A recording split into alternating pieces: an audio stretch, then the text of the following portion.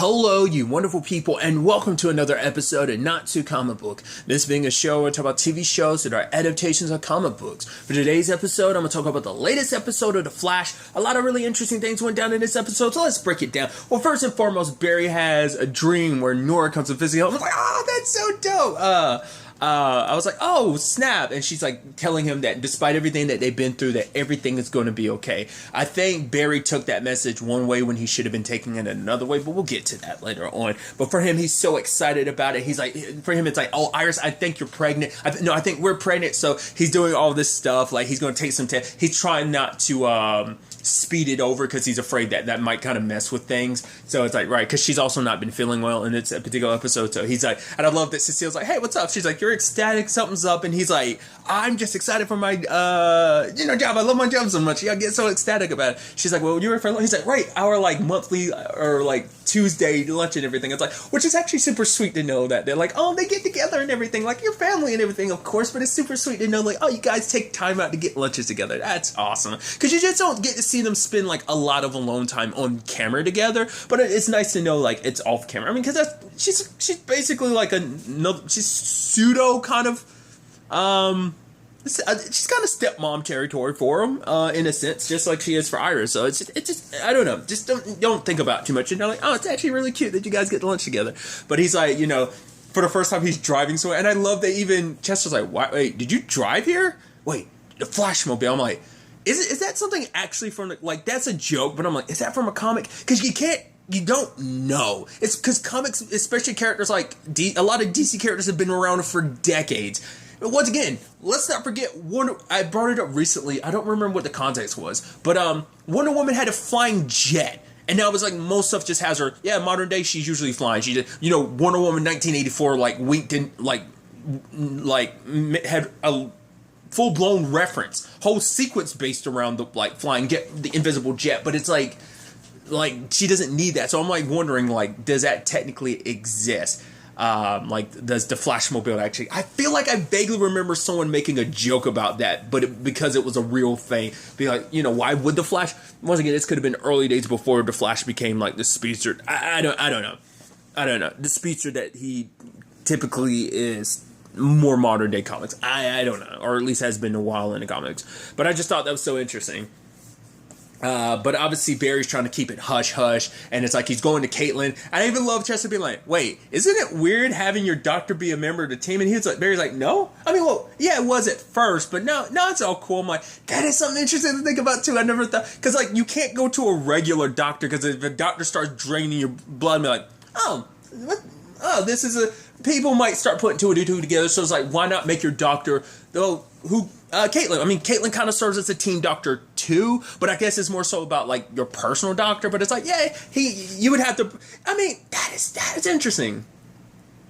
Like, because that also makes me think, like, who does Kara go to? Like, who does Kara and Clark go to for being doctors? I mean, like, because also, like, you need, they at least have the DEO, and, they had at least Kara had the DEO for a while, so maybe that kind of substituted it, but I'm like, who do you go to for being your doctor? You're a superhero where it's like, there's something in your DNA, especially in Kara and Clark's case, because it's like, you've got skin that needles can't go into on a regular basis, so I'm like, that's going to ask, I mean, well, to be fair, I don't think they ever get sick.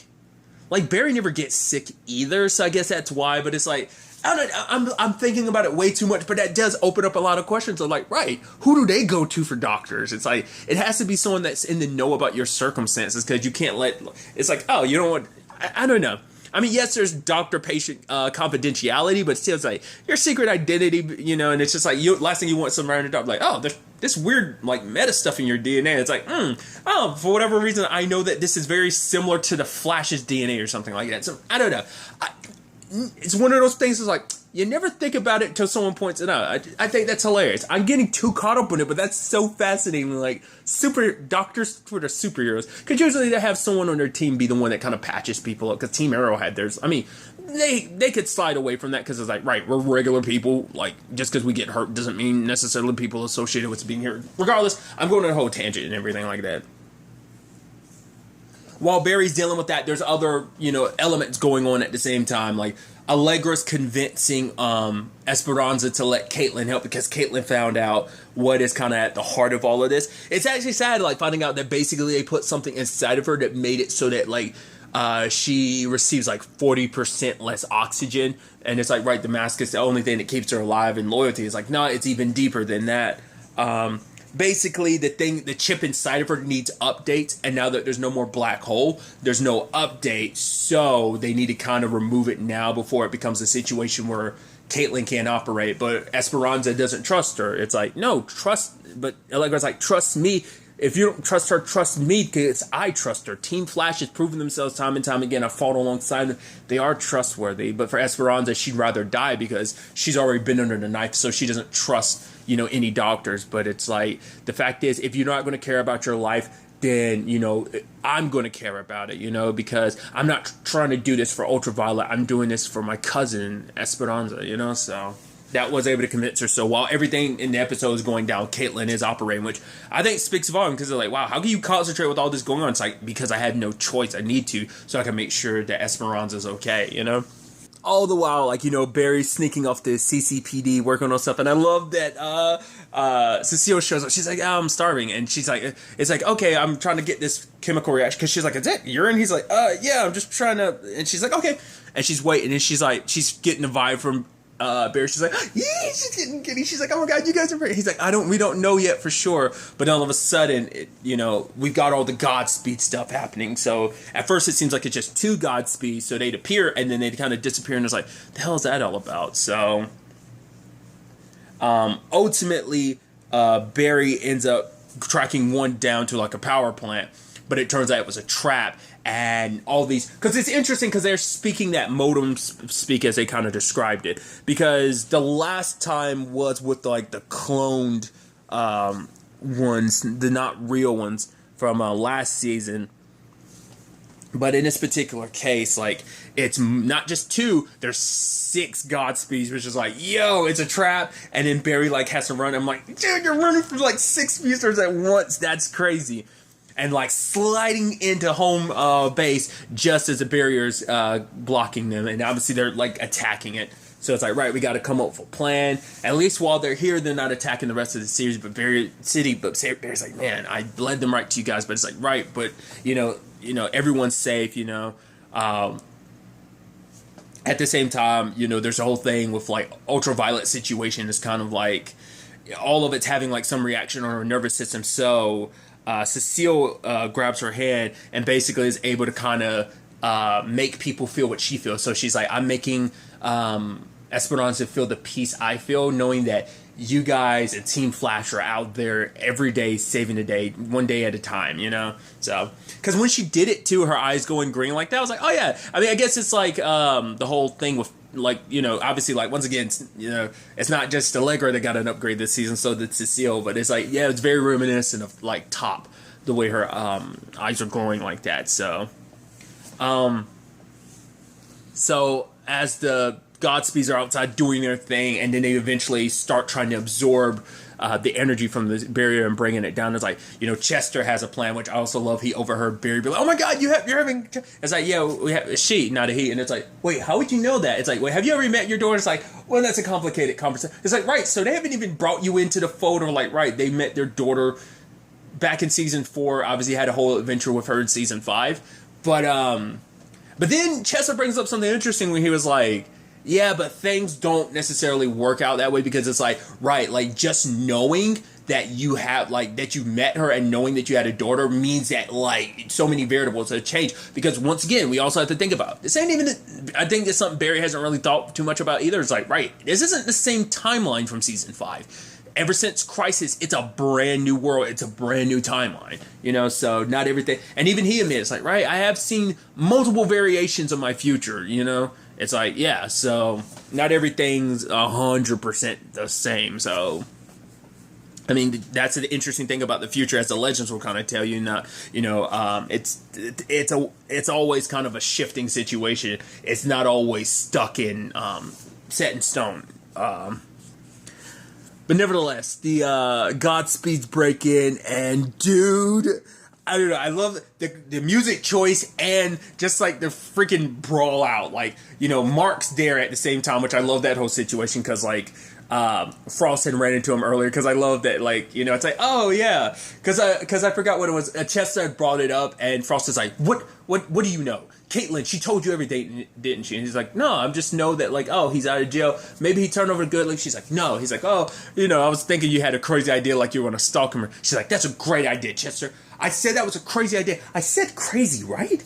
But she finds Mark kind of being beat up by kind of his, at least the people he was connected to. But he's like, they don't like the whole, like, right, turning over a new leaf thing, or at least don't believe it. So he got slashed up a little bit, which is like, hey, let's take you to these hospitals. Yeah, none of those people are going to work on me because I've done some terrible stuff in the past, and they're most likely going to want me dead the moment they see me. So it's like, okay, had no choice but to take you to Caitlin, which I love him talking to Caitlin, being like, hey, so what's your sister into? It's just like, you can't handle her. And also it's like, Frost shows up and Caitlin's like, what's going on? And then Mark's like, okay, so like over the past year and a half, there was a lot of Godspeeds, like 5 Godspeeds in Central City. So he's like, I'm thinking this is like another one or two. And just Frost being like, I hate you because he guessed right and stuff like that. It's like he's a lot smarter than you think he is because he's like, you just think he's just some pretty boy. It's like, no, there's a brain there too. But he's like, nah, like I want to show you, like, you know, I have changed and stuff like that. But like, he's like, oh, we could work together. But Frost is like, nah, stay here. But she kind of reluctantly has to accept his help because all hands need to be on deck for this. And he's like, you know, I'm not the hero type and stuff like that. And you know, you got to speak my language because obviously there's a vibe between us. And because like I'm not a hero, that's kind of why we have our thing. But for her, it's like, all right, my trust isn't easily won, and if you break it, you're screwed. So I cannot really trust you. And he's kind of like, yeah, or at the very least, it's like, it was a self-preservation thing because it's like, that's kind of how she spoke to him because it's like, I don't want to die and I know you don't want to either. So that was enough to be like, all right, locked and loaded. And them going toe-to-toe with the two Godspeeds that come their way. It's just actually, just like I said, the music and just also, once again, I'm a nut for like speedsters and stuff like that. So like them dashing across the room, like at one point Godspeed knocks Barry up, he hits something and he's coming back down, and then Godspeed hits him like that. It's dude, it's just so sick. And like I said, the music and everything, like just see once again, just slow mo, like hand to hand combat, like all across the board. Frost and Mark doing their thing too, and it's just like it's kind of a cute thing of them looking at each other partway through the fight, like, oh, this is cool, this is our thing, aren't we so adorable together? Because at the same time, Chester had activated his plan to basically get the sound plane to kind of them like modem sound as well to kind of disorientate them, because that's how they communicate. And if they're not in complete communication, it throws them off. So why Barry and the team had the advantage for a while, but that advantage kind of shifts over, especially when I thought the time vault would have protected Chester. Apparently not. I guess that Godspeed was able to just burst right through. Did the whole phase in hand thing of like, oh, you know, Eobard's favorite move of just killing people. But Barry being like, come on, and like he dashes away before like Chester, Mark, or Frost could get hurt. And so with that, he dashes around, all of them following him. They end up cornering him, and luckily they didn't get to steal much of his speed, because other Godspeed show up as like, wow, this is not looking good. I was like, okay, is something going to happen? I was like, okay, maybe this is when the thing I was thinking was going to happen. I thought someone was going to show up and save the day. It was like, well, those Godspeeds kind of did. I was like, wait, what? And then they start fighting and you're like, and even Barry's like, what the hell? I'm like, I don't get it. Why are they? And then they start thinking to themselves, like, you know, when the team meets up again, it's like, what's up with... They barely had enough time to steal his speed, but it's like, why would those other Godspeeds save the Flash? It's like, I don't think they were trying to save me.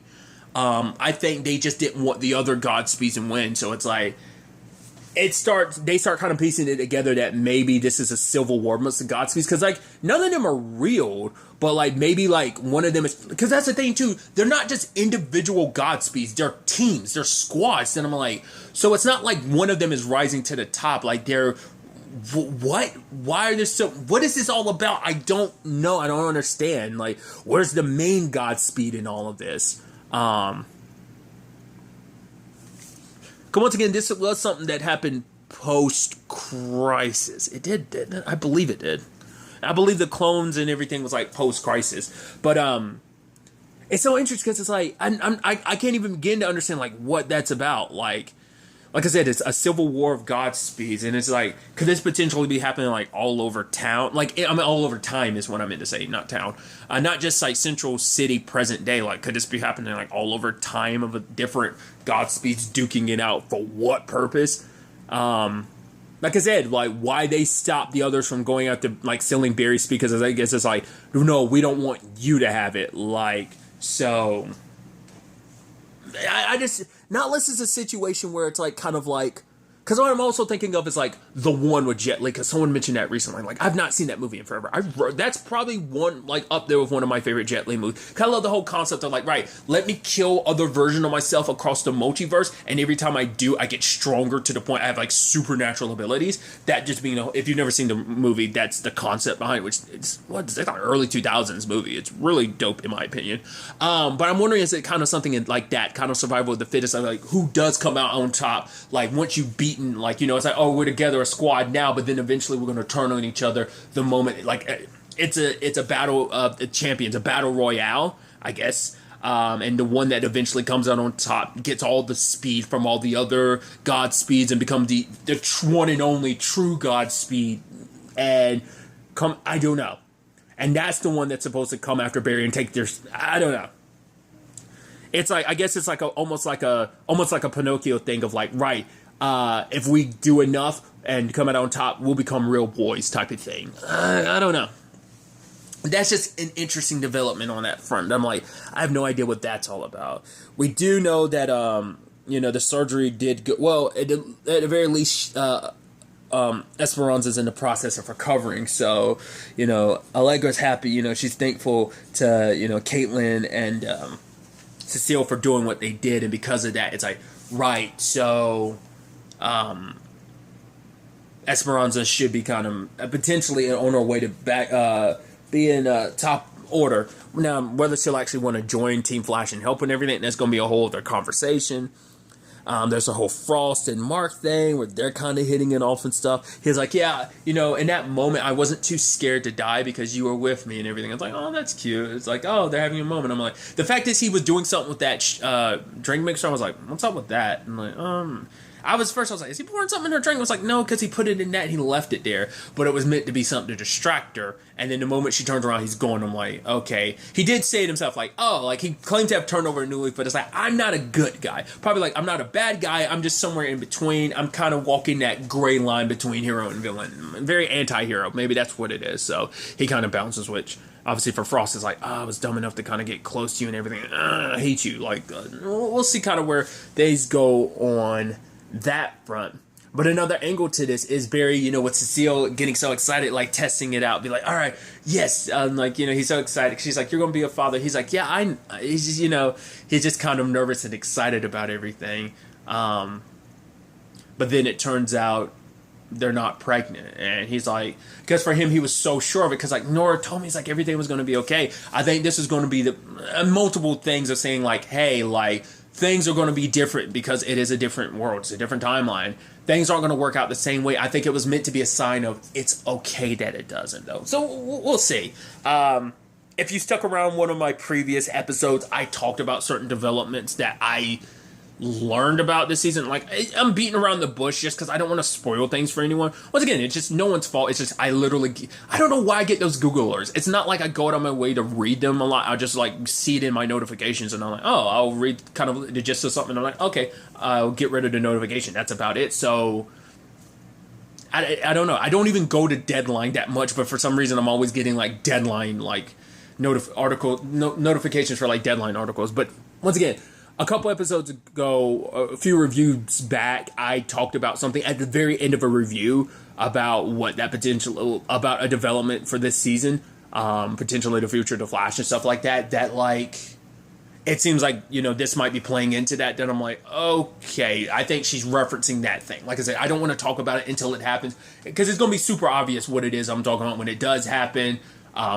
Beating around the bush and even trying to be as vague as I am, some people are like, oh, I still get what you're talking. Like I said, I just don't want to outwardly say it.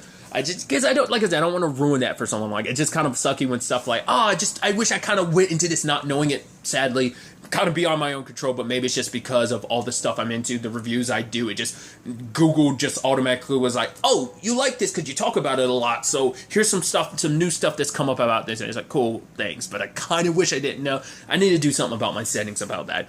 Regardless, I thought that was so interesting because, like, for Barry, it's like, right, I thought I knew what me and Iris's future was. I mean, to be fair, that was also a future where you weren't around because you potentially died in crisis, so that was also another angle to that. I mean, that kind of led to the complicated situation between Nora and Iris, like, you know.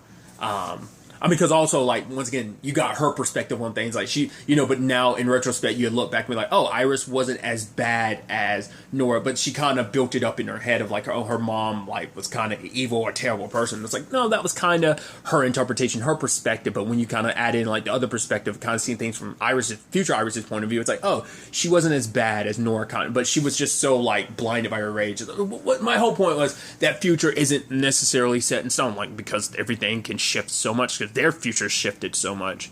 But obviously for Barry, he's like, okay, then I guess Iris is just sick, you know, not pregnant, sick, you know. Who knows? Maybe there's something more to that, maybe not. But sadly, you know, the disappointment, because it's like, right, if this isn't the case and Nora came to me in a dream, so was it just a dream? Was I manifesting that because I wanted it so badly? We've wanted it so badly? So we'll have to wait and see. But another angle to this is at, you know, the Kramer and Joe situation. Joe couldn't, you know, he was able to dig a lot of digging in the past week, but he kind of ended up at the same spot that Kramer did. Basically, there was like, 5 like IEDs or something like that used during the explosion. But like, Joe was like, that doesn't make any sense. Like, how could he be so certain that you would live? Because whatever that amount would be enough to be lethal. So how would he know that you would survive?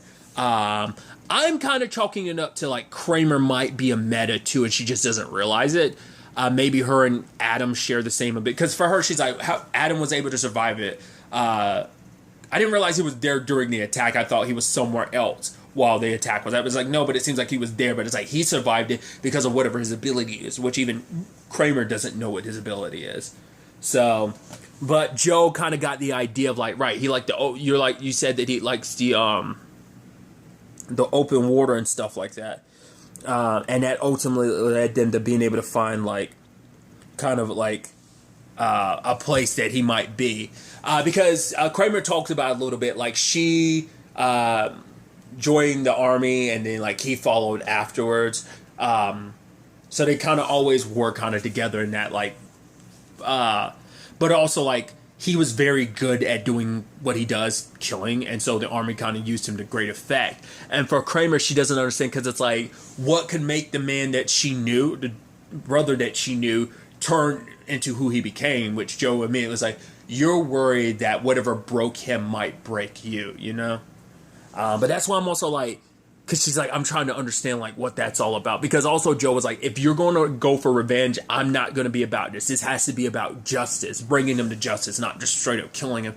And Kramer's like, trying to lead the way. But I'm like, that revenge is hard to let go of. Like, I don't know if she easily has, but maybe having Joe around kind of being her conscience might do that. But I think she's going to turn out to be a meta. What her powers are necessarily going to be, I don't know. But while they're talking, like, all of a sudden something comes up behind them and they're like, wait, what? And the car gets attacked. It seems like hopefully that they were able to get out in time, but maybe this might, maybe the next episode will showcase, like, oh, like, I'm assuming that was something Adam did, or either that's someone after Adam that did that. But maybe this might showcase, like, Kramer having an ability, like, maybe she'll come out of the fire like, oh, I'm actually not hurt or anything. We'll have to wait and see, but I'm curious. Like, I get the feeling because she did survive, and so did Adam, it must mean they both have to have some meta ability. Now, whether they both ended up sharing, because obviously we know that there are people who do end up sharing the same meta abilities to an extent, so I'm wondering, is it something of that nature or what? Or it could be a situation where she thinks he survived because of some meta ability he has. What if in actuality it was her own meta ability that activated subconsciously? And which would be interesting because she's on a very like she's been on meta treatment late, like, you know, standard of things, and for that to be like, if for her to actually end up being a meta, that would be the irony. I think that's the ultimate irony behind it. So we'll have to wait and see. Something I've noticed, I was kind of going through my head. I guess I never really gave it too much thought. Like, this season seems very interestingly enough structured, kind of like, I think season 2 and 3 of Black Lightning, 3 and 4 of Black Lightning had this, but it was mainly like a season 2 thing, and season 6 of The Flash is kind of like this, where it's like multiple arcs, whereas everything typically is one overarching arc with like, you know, kind of some one-off episodes that some people might go filler or whatever, yada yada yada. Or maybe it's a situation, but it like they slowly it's just like misadventures of said superhero TV show, and then on top of that you stack on like a but it connects in an overarching plot. The reason why I'm bringing that up is because it's actually interesting with the structure of this season. I mean, obviously, like, they have to make up for the fact is that season 6 couldn't be finished because of, you know, everything going on. So they had to finish up the arc with the first like 4 episodes of the season. But then we move into like first it's like everything with Frost, if I'm not mistaken. It's like everything with like Kramer and stuff like that. Well, because then you also like, which kind of ties, it's kind of a smaller arc in the overarching arc. Well, you also have like the Forces arc, and then you have some episodes, obviously everything with like that Mask and Cecile like 2 episodes ago. And then, like, obviously there's stuff with Esperanza and Allegra. Like, I feel like those type of things, especially everything with Frost and Mark and everything, and obviously with Kramer, are part of, like, they're kind of, not necessarily mini arcs, but necessarily, like, they're part of the overarching arc of pushing those character stories forward. But now we're moving into this Godspeed arc, kind of like, it seems like maybe a future arc, but I'm like, I think that's so interesting, like, structurally, because, like, season 6 was kind of like that, where it was, like, the first half of the season was like pure like we got to get ready for Crisis. Crisis is right around the corner. The back half of the season was kind of like that. It was more so about the aftermath of Crisis while also dealing with like this black hole situation. It was more so that, like, because most seasons are like all about the overarching thing. So it's interesting for this. Like I said, Black Lightning was kind of like that. In particular, season 2 was multiple smaller arcs. Put together, like every couple episodes, it was like a new arc. And technically speaking, I guess like future seasons were kind of structured like that too. But it still was part of it was just different chapters and books in that arc. You get what I'm trying to say? I'm saying it wrong, but I'm not doing it justice on how I'm trying to describe it, but I just think it's so interesting that this particular season is like so many arcs put together. I just think that's so interesting. I mean, it's probably all going to come together as one large arc, but it's still, I mean, or at least in some cases, I feel like I think it's all going to blend together at the end, but it is interesting how you just look at these pocket arcs scattered throughout the show, because the show's never really been like that fully. It's always usually all going to one goal, which it still could be, but it's just interesting. There's just so many sections of it. Like I said, I'm just thinking too much, so. Regardless, just kind of put all that aside. It was just something that was kind of crossing my mind that I figured I'd take this time to kind of talk about. But nevertheless, really that's all I'm going to talk about. So the next time we meet, be happy, be safe, live life to the fullest, and enjoy it. Good day, and goodbye.